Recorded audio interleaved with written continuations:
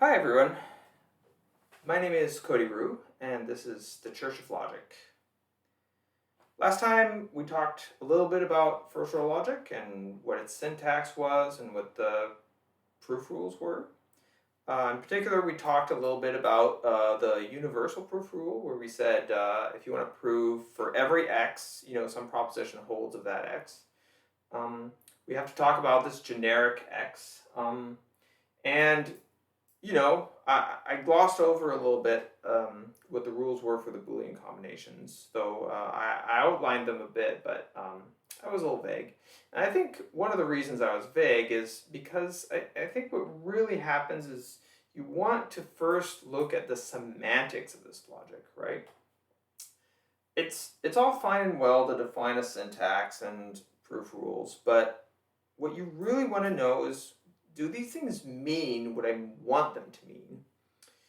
And in the case of first order logic, what you want to do is, just understand what you really mean by that. And again, in the case of first order logic, this is relatively straightforward. I think the semantics for first order logic is something anyone can understand, right? You take your functions and you take your relations and you take your Boolean operations and you interpret them as actual functions and actual relations. And then the Boolean operations have, the semantics that they have, right? If we take, a logic where there's only one constant c and there's only one function f, and there's only one relation r, right? Well, what is an interpretation of that? Well, it's a set of objects in which you interpret all of these things. And the set of base objects, let's say it's the integers, right? 0, 1, 2, 3, and then the negative numbers, say. And then you can interpret c as some arbitrary integer, let's say 42. And then f you have to interpret as something that takes an integer and returns an integer, let's say -1, right? It takes an integer and it subtracts 1. And then a unary relation could be anything, but it has to be a Boolean. So let's say the relation which takes an integer and returns true if it's odd and false if it's even. All right, well, there we have it. We have a model of that first order logic definition, right? We took a first order logic with a given, constant function relation set, and we gave interpretations to each of those. And now we can interpret any proposition in first order logic, right? We can say, okay, well, if you take the and of two propositions, well, that's true in this particular model if and only if each conjunct is true. And so you can sort of straightforwardly build this notion of model, and then you can talk about, well, let's consider all possible models, right? Where now we talk about a different set of base objects, and we talk about a different interpretation of constants and a different interpretations of functions and relations. And what is pretty clear, if you just sort of give it a moment's thought, is that the rules, the provability rules you're going to build are going to be pretty straightforwardly true, right? If you can say, well, if I can prove A and I can prove B, then I can prove A and B. When you interpret that in a model, when you interpret A and you interpret B, well, if both of those are true, then the interpretation of A and B is also going to be true. So you see, you can take all the rules of your logic of how to derive a given proposition, and then pretty straightforwardly you can see, oh, well, actually those rules are things that have to be true in every possible model, right?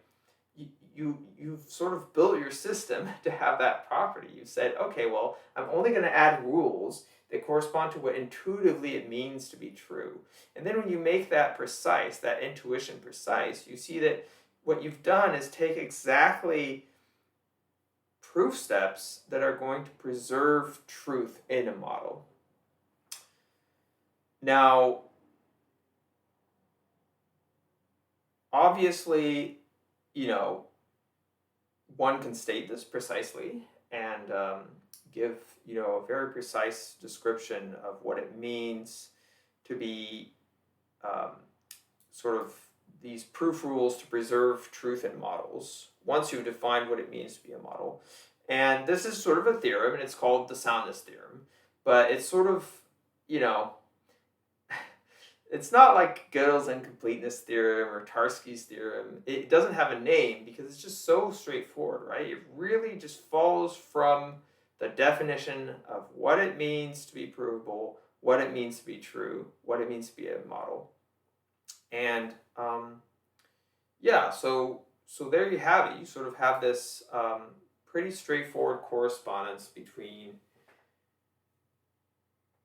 provability and things that must be true in every model. But for now, I've only talked about that one direction, right? I've said if you can prove it, then it has to be true in every model. And really, I think what logicians pretty clearly already wanted right at the birth of sort of mathematical logic was, well, the other direction, right? Of course, I can build rules that make sense, right? And that have to be true if I interpret them in this way. But how do I know I haven't forgotten rules? How do I know I haven't, I haven't built something that's sort of, you know, completely useless because I can't prove the actual things I want to prove, these truths that I know are true by some, mathematical or psychological argument. I want to be able to prove them using my rules. Otherwise, my rules are just sort of like not that useful. And in retrospect, it's really not obvious that this should even be possible, right? It's possible that you could sort of build this concrete system with these concrete rules, and you can build an interpretation of what those rules are supposed to mean, and then you can never actually add enough rules to your system for everything you want to prove to become provable. This is actually exactly what happens in the incompleteness theorem, which we're going to talk about a little bit later. The incompleteness theorem is sort of about something that goes beyond first order logic. And in that case, you can really show that there is no system that has enough rules. But what's kind of fascinating is that for first order logic, that's not the case. For first order logic and sort of the classical interpretation of truth and what models are, you can actually show that the reverse implication of soundness holds, right? So soundness says if something is provable in first order logic, then it must be true in all interpretations. And the converse of that is called completeness, and it also holds for first order logic. And what it says is if something happens to be true, given all possible interpretations of these functions and relations and constants, then it must have already been provable using these rules of first order logic that can be explicitly given and explicitly sort of used by a human, right? They're computable. And this was sort of a landmark theorem, and it was also proved by Gödel, who, like I said, is basically responsible for almost all the deep, interesting logical content of the first half of the 20th century.